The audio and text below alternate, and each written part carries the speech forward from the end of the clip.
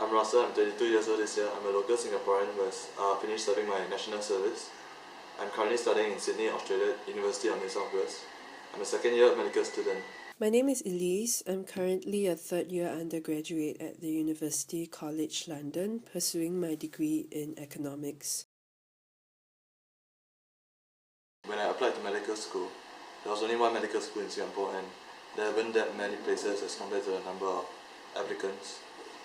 So I didn't get a place in NUS Medical School. And that is when I first considered studying overseas. I feel that studying overseas will allow me to get exposed to a different culture and a different environment and put me out of the comfort zone, and I think that will help me develop as a person. I wanted to see the world out there and just explore the opportunities available. And I think studying at UCL has definitely gave me that. Being based in London gives me the opportunity to travel really conveniently to neighboring countries. And traveling has made me realize how much there is to discover and learn. Studying overseas, I guess, helps you learn to be more independent because you have to live on your own, you have to do your own chores. From the education-wise point of view, I think I've benefited greatly in the sense that it's very different from the Singapore system.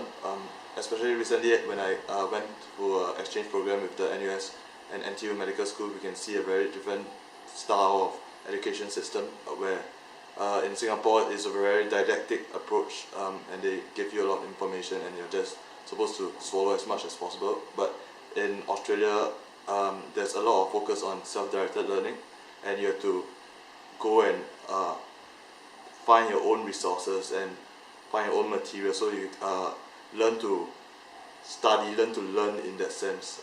So I think I benefited greatly from that kind of education system. UCL is a university that covers all fields of studies, from the arts to history to sciences, and basically just everything.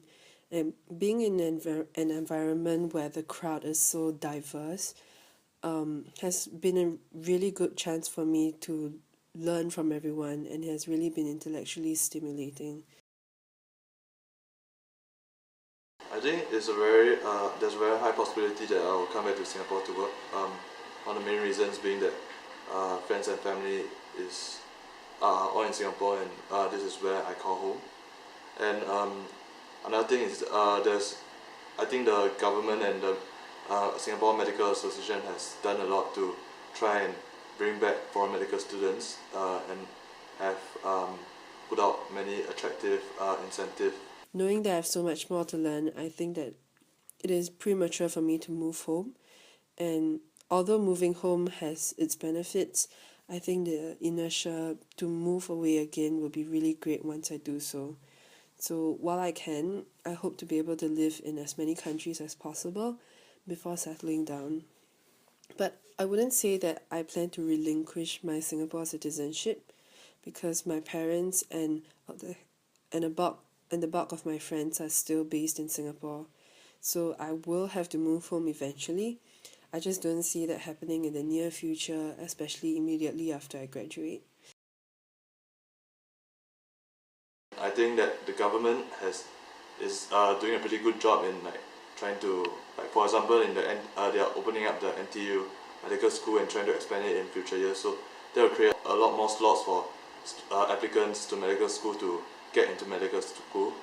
And I think another step that the government is taking is trying to attract and pull back students who are currently studying overseas back into Singapore, with things like for medical students, there's such a thing as a pre-employment grant where the government will subsidize part of their tuition fees in exchange for a bond back in Singapore after they graduate. I would say that the government has put in quite a lot of effort to try and keep Singaporeans abroad in touch with what's happening at home, with the efforts of organizations such as the Overseas Singaporean Unit, OSU, and Contact Singapore. We are constantly kept informed of what is going on back at home, and as well as the career opportunities available in Singapore. There have also been a couple of networking opportunities that they've started to organize recently, like with Singapore Airlines and also Temasek through the help of the Singapore societies and the universities. I don't think there's much more the government can do. It's just really a personal choice whether people want to move home or not.